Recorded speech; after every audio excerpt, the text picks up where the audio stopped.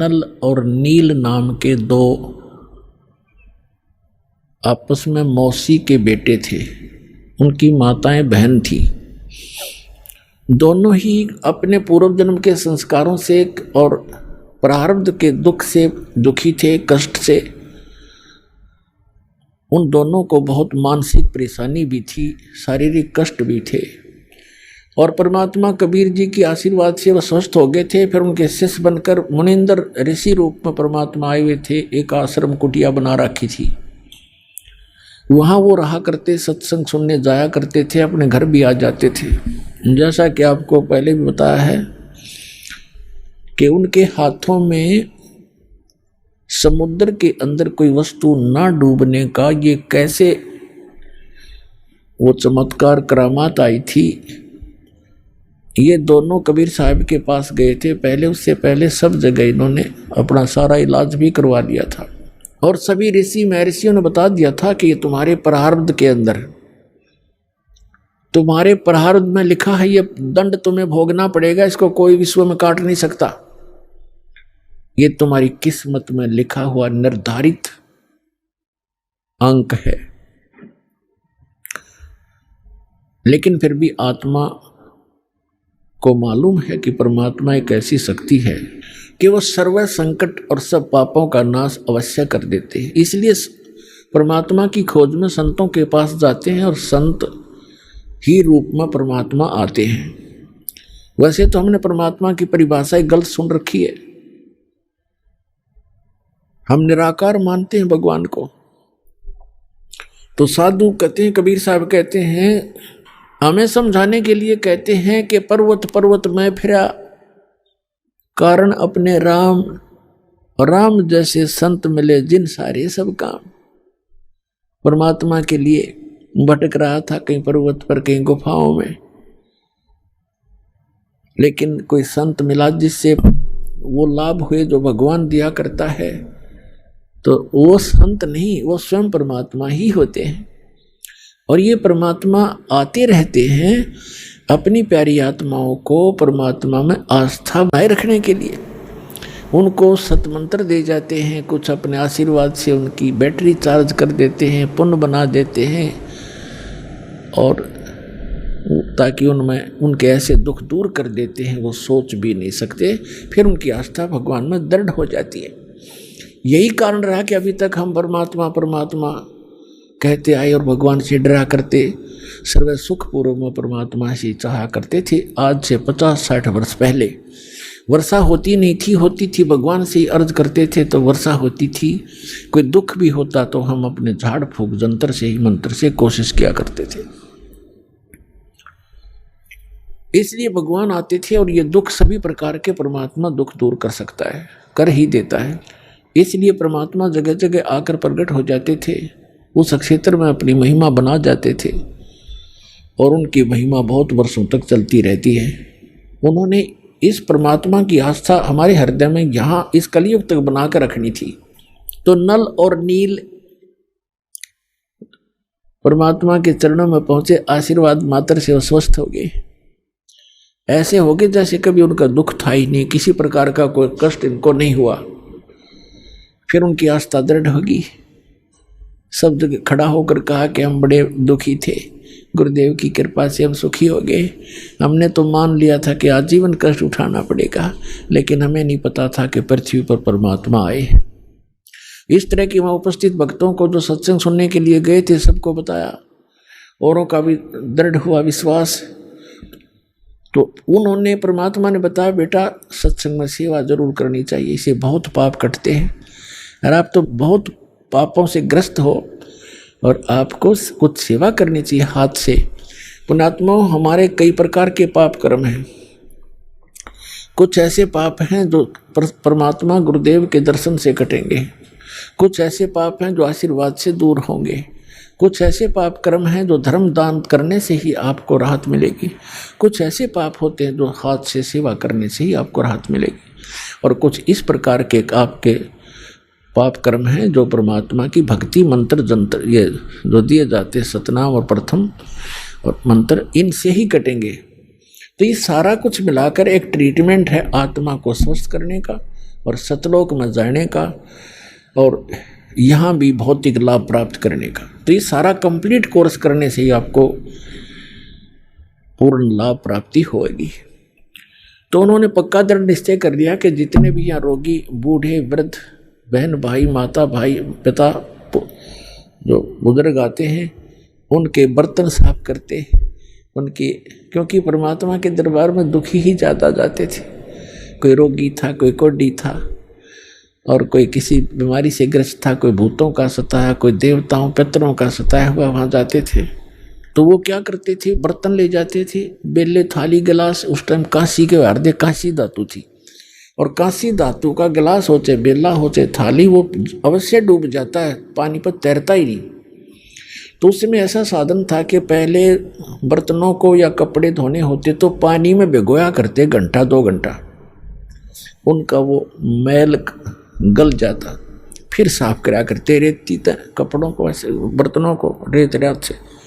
तो वो क्या करते थे, गंगा यानी दरिया के किनारे बैठ जाते थे, उन बर्तनों को भिगो के, कपड़े होते कपड़ों को, और 1 घंटा 1.5 घंटा एक वृक्ष के नीचे बैठ कर भगवान की चर्चा करते थे।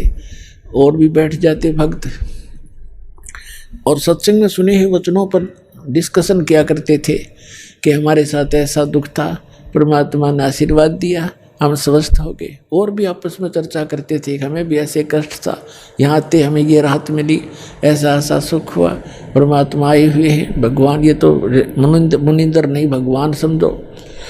इस तरह की चर्चा करते करते वो मस्त हो जाते। उधर से कोई उनका किसी का गिलास, किसी का लोटा, किसी की थाली, किसी का बेला बह जाता, उनको ध्यान नहीं रहता, किसी के कपड़ा, किसी का तौलिया, किसी की धोती वो बह जाती। और वो बेचारे मांझ मूंझ का जो इकट्ठे करके लिया कर रख देते, उठा लो अपने अपने। अब किसी की थाली नहीं, किसी का बेला नहीं, किसी का गिलास नहीं, तो कहते भी हमारा ये नहीं मिला, हमारा ये नहीं मिला। तो कहते जी हम तो जितने ले गए थे उतने ले आए। तो और दूसरे जो भगत जाते थे सेवादार बर्तन साफ करने के लिए, वो बताया करते थे कि ये ध्यान नहीं देते, ये बैठ के गप्पे मारने लग जाते हैं और वो बह जाते हैं, इनको ध्यान नहीं रहता। तो उन्होंने आखिर में ये शिकायत परमात्मा तक पहुंचा दी कि जी आप अपने जो 2 भक्त हैं, ये इनको हमने मना भी कर लिया कि आप सेवा रहने दो, कि सेवा ना करो, हमारे तो गिलास कहाँ से लाए, इतनी दूर जंगल से गांव में जा करके, हम तो दुखी हो जाते हैं, हमने यहाँ 2-4 दिन रुकना है, सत्संग है।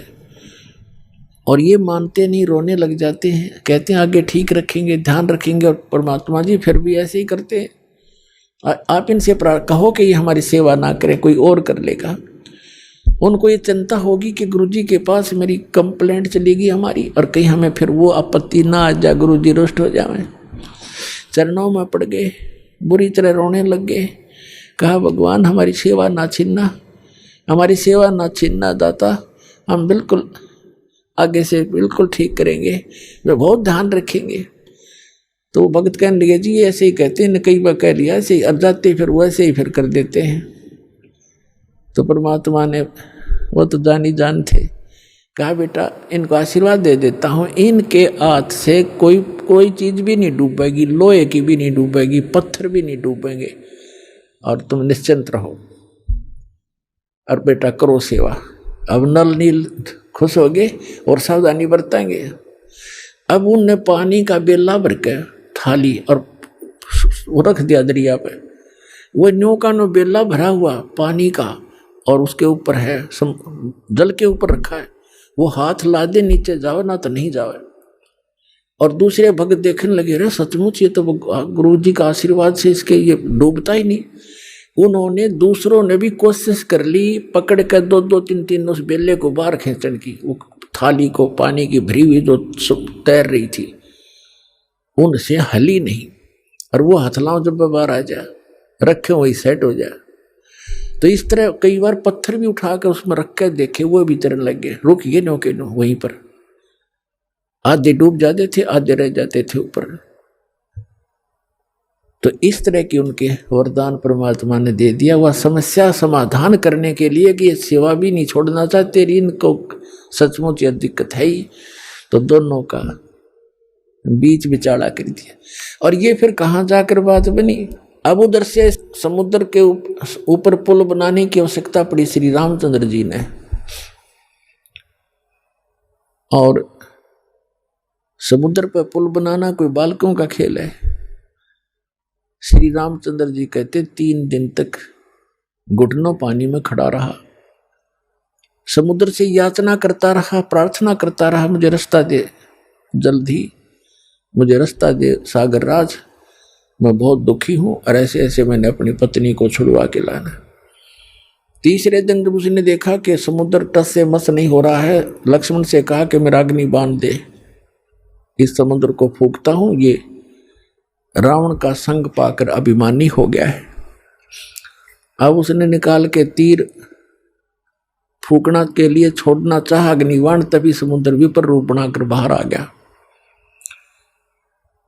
और भगवान श्री राम से कहने लगा कि भगवान ऐसा अनर्थ ना करो, यदि आपने जल को फूंक दिया, मुझे फूंक भी दिया, तो ये गड्ढा बन जाएगा, आप फिर भी सफल नहीं हो सकोगे इसमें से जाने के लिए, और बहुत बड़ा संसार बसा हुआ जीव जंतु, आपको पाप लगेगा।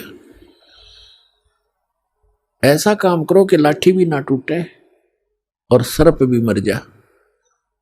भगवान श्री रामचंद्र जी ने कहा कि फिर ऐसा कौन सा उपाय है बताइए। आपकी सेना में ये नल और भी पहुंच गए वहां पर, फिर तो सारे जंगल में जितने रहा करते थे कुछ सब इकट्ठे हो गए, लाठी ले गए। ये भी वहां गए हुए थे उस सेना में कि विपर रूपधारी समुद्र ने कहा कि आपकी सेना में नल और नील नाम के 2 ऐसे कारीगर भी हैं, वह शिल्पकार भी थे, जैसे मकान बनाने वाले। 2 ऐसे सैनिक हैं आपकी सेना में, उनके हाथों में उनके गुरुदेव द्वारा दी गई ऐसी शक्ति है कि पत्थर भी तैर जाएंगे, कोई वस्तु नहीं डूबती, वो पत्थर रख, कोई चीज रख दें तो वो तैरती रहती है, और चाहे उसके ऊपर कितना बलशाली व्यक्ति खड़ा हो जाए वो डूबती नहीं, ताकतवर वजनदार।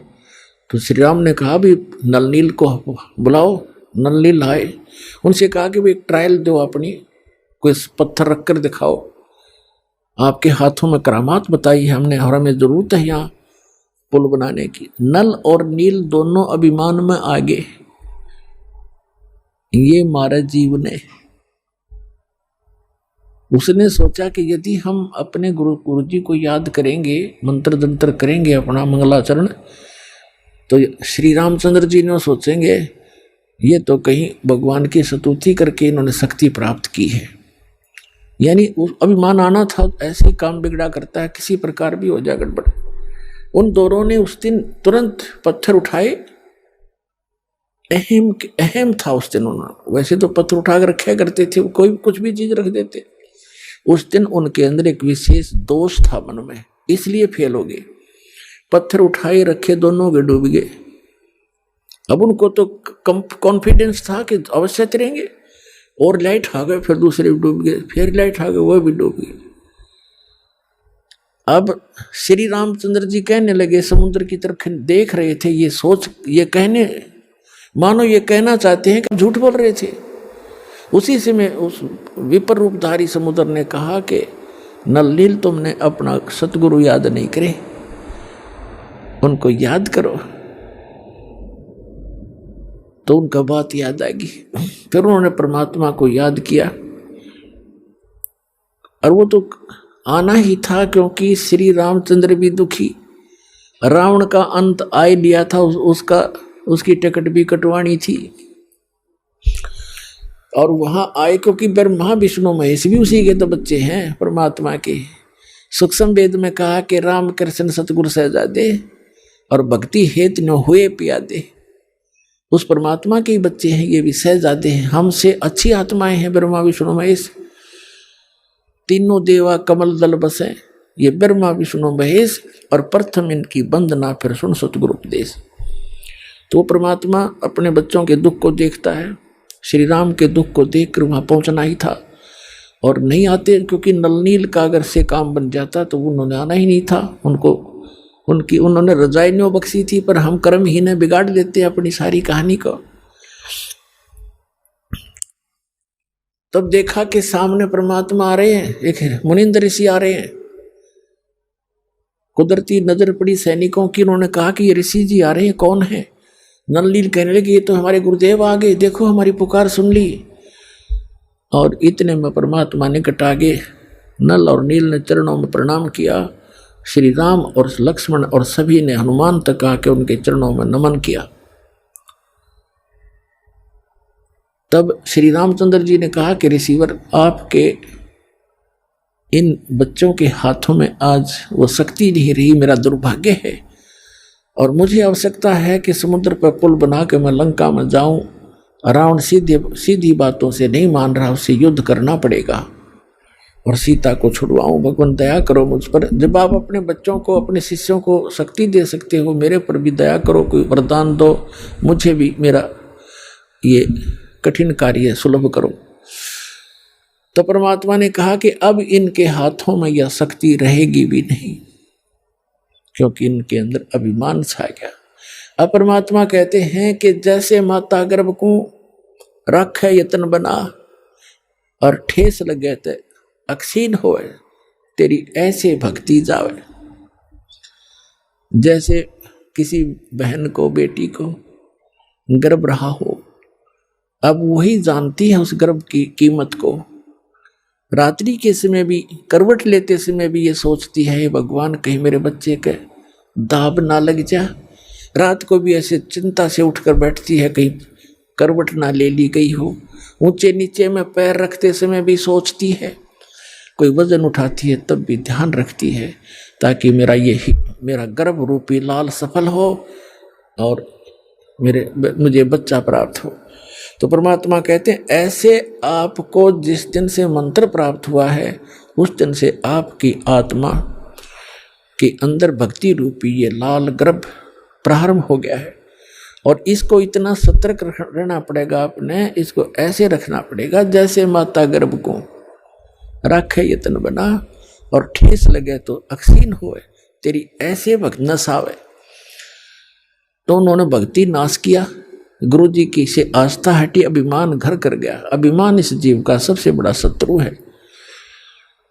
अहंकार के अंदर जीव मार खाता है, और जीव क्या कि अहंकार से यहाँ प्रधानमंत्री बना हो, चाहे सारी पृथ्वी का राजा हो, 1 मिनट में अदरंग पैरालिसिस हो जा, बांका मुंह हो जा, हाथ उठे नहीं, मक्खी मुंह में गब्बड़े और लकड़े, खा कभी मान इसका मट्टी का।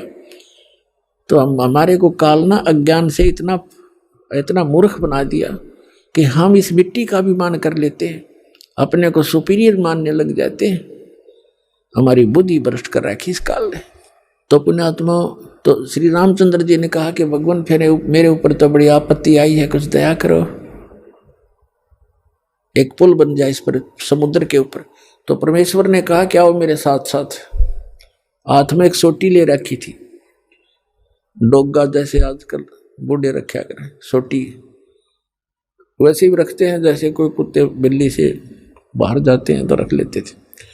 वो एक सोटी थी, डंडा था, उसके साथ ऐसे लाइन खींच दी रेखा एक बहुत बड़े पहाड़ के चारों तरफ गए, और कहा कि इस रेखा के अंदर अंदर के पत्थर उठा लीजिए, ये सब हल्के कर दिए हैं, जिससे अपना पुल बनाओ बन जाएगा। अब वो पत्थर उठाए गए, उनकी ट्रायल ली गई, बिल्कुल आसानी से ऊपर तैर जाते हैं। अब नल नील दोनों शिल्पकार भी थे, उन्होंने उनको काट तराश के एक दूसरे में फंसा के भी ऐसे एडजस्ट कर किए उन्होंने। इतना योगदान उनका फिर भी रहा, लेकिन वो परमात्मा कबीर जी की कृपा से मुनिंद्र रूप में आए, भगवान की दया से समुद्र पर वो पुल बनाने में श्री रामचंद्र जी सफल हुए थे। जगत का पेखना पेख्या धनी का नाम न लेखा, जगत का पेखना पेख्या धनी का नाम न लेखा। उसने ऐसे कर दिया, उसने ऐसे कर दिया, जो करने वाला उसका कितना जिक्र भी नहीं हमारे हम